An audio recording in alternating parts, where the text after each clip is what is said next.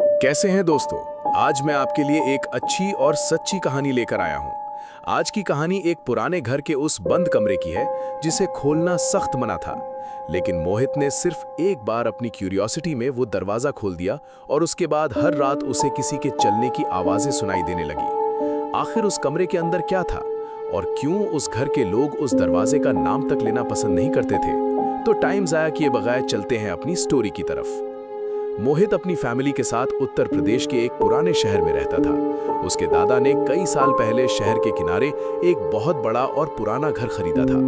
घर देखने में खूबसूरत था, लेकिन उसमें एक अजीब सी खामोशी रहती थी। लंबी लंबी दीवारें, पुरानी लकड़ी की सीढ़ियां और हर कदम पर आती हल्की सी चरमराहट। मोहित को बचपन से ही मिस्ट्री और ओल्ड हाउसेस का बहुत शौक था। वो अक्सर घर के हर कोने को एक्सप्लोर करता रहता।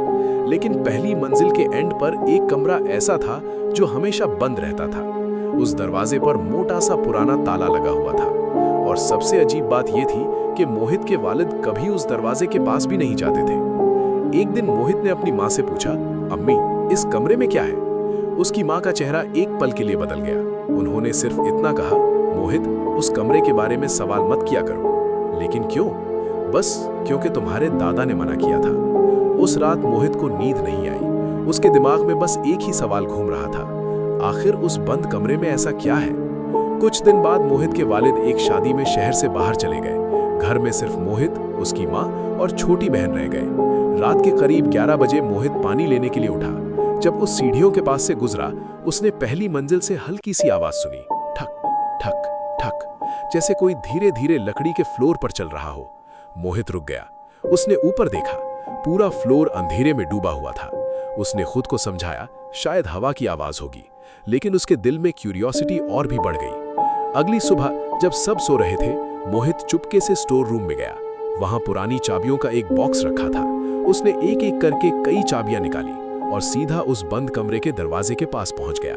उसका दिल जोर जोर से धड़क रहा था। बस एक नजर देखकर वापस आ जाऊंगा। उसने पहली चाबी लगाई, कुछ नहीं हुआ।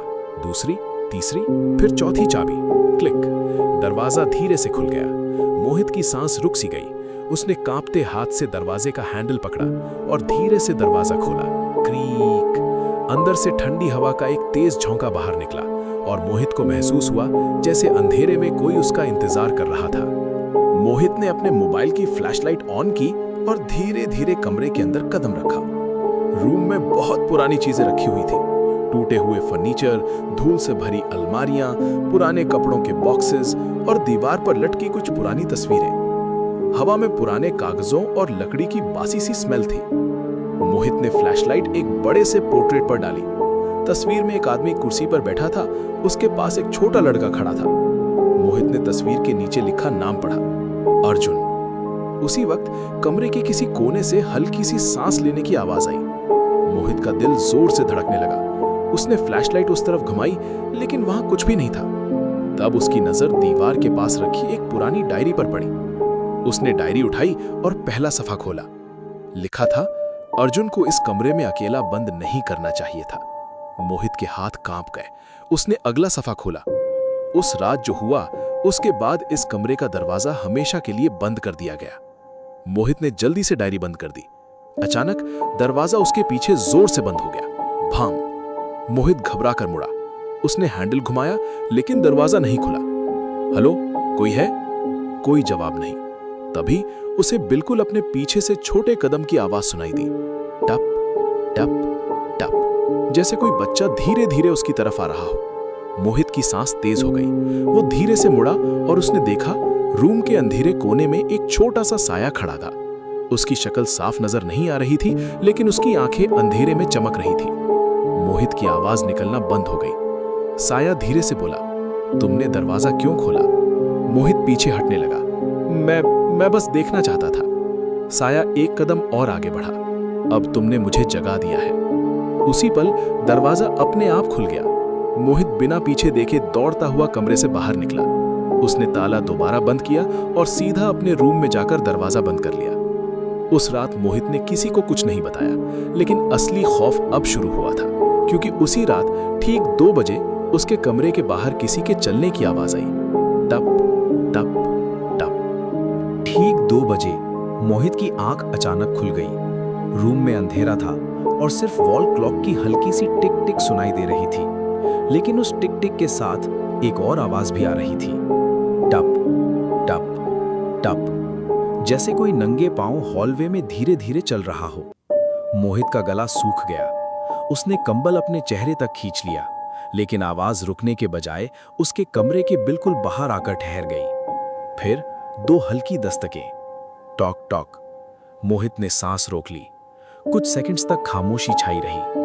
फिर दरवाजे के नीचे से एक ठंडी हवा रूम के अंदर आई और उसके साथ एक बच्चे की धीमी आवाज सुनाई दी, मुझे अकेला मत छोड़ो। मोहित का जिस्म कांप उठा।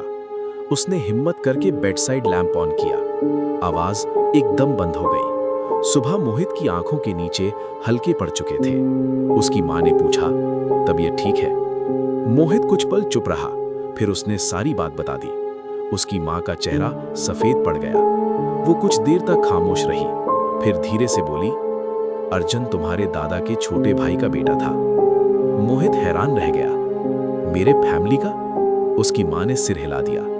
बहुत साल पहले एक दिन शरारत में उसे उस कमरे में बंद कर दिया गया था। फिर उस रात घर में आग लग गई। मोहित की सांस रुक सी गई। अर्जुन बाहर नहीं निकल सका। रूम में गहरी खामोशी छा गई। मेरे दादा ने उस कमरे को उस दिन के बाद हमेशा के लिए बंद कर दिया। मोहित ने धीमी आवाज में पूछा, तो वो अब भी यही है? उसकी मां की आंखों में आंसू आ गए।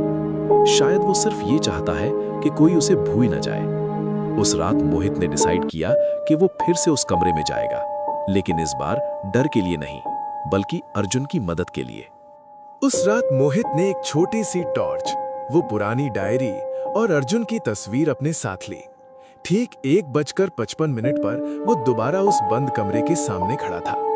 उसका दिल तेज धड़क रहा था, लेकिन इस बार उसके अंदर सिर्फ क्यूरियोसिटी नहीं, बल्कि सिंपैथी भी थी। उसने ताला खोला, दरवाजा धीरे से खुला, क्रीक। कमरे के अंदर वही ठंडी हवा, वही पुरानी स्मेल और वही गहरा अंधेरा था। मोहित ने रूम के बीच में अर्जुन की तस्वीर रखी, फिर धीरे से बोला, अर्जुन, मुझे तुमसे डर नहीं लगता। कुछ पल तक कुछ नहीं हुआ। फिर कमरे के कोने में हल्का सा नूर सा उभरने लगा। धीरे धीरे एक छोटे लड़के की शक्ल सामने आई, वही चेहरा जो तस्वीर में था, अर्जुन। उसकी आंखों में गुस्सा नहीं था, सिर्फ तन्हाई थी। मोहित ने डायरी खोली और उस सफ़े को जोर से पढ़ा। अर्जुन को इस कमरे में अकेला बंद नहीं करना चाहिए था। फिर मोहित ने कहा, तुम अकेले नहीं हो, तुम्हारी फैमिली ने तुम्हें कभी नहीं भुलाया। अर्जुन की आंखों में आंसू चमक उठे। रूम की ठंडी हवा धीरे धीरे हल्की होने लगी। अर्जुन मुस्कुराया, शुक्रिया, ये कहकर उसकी शक्ल नूर में तब्दील होने लगी। कुछ ही सेकंड्स में वो रोशनी में घुलकर गायब हो गया। कमरा एकदम खामोश हो गया, लेकिन इस बार उस खामोशी में डर नहीं था, सिर्फ सुकून था। मोहित ने गहरी सांस ली और रूम का दरवाजा बंद कर दिया। उस दिन के बाद घर में कभी कदम की आवाजें नहीं आई। बंद कमरा फिर भी बंद रहा, लेकिन अब उसके पीछे कोई बेचैन रूह नहीं थी, सिर्फ एक पुरानी याद थी जिसे आखिरकार सुकून मिल गया। हमें इस स्टोरी से ये सबक मिलता है कि क्यूरियोसिटी अच्छी चीज है, लेकिन हमें हमेशा बुजुर्गों की बात को अहमियत देनी चाहिए। और कभी कभी जो चीजें हमें डराती हैं, उनके पीछे सिर्फ दर्द और तन्हाई छिपी होती है। कहानी अच्छी लगी हो तो कमेंट्स में बताएं। मजीद अच्छी कहानियों के लिए मेरे चैनल को सब्सक्राइब करें, लाइक और शेयर भी करें। जल्द ही हाजिर होते हैं आपके साथ नेक्स्ट वीडियो में एक नई कहानी के साथ।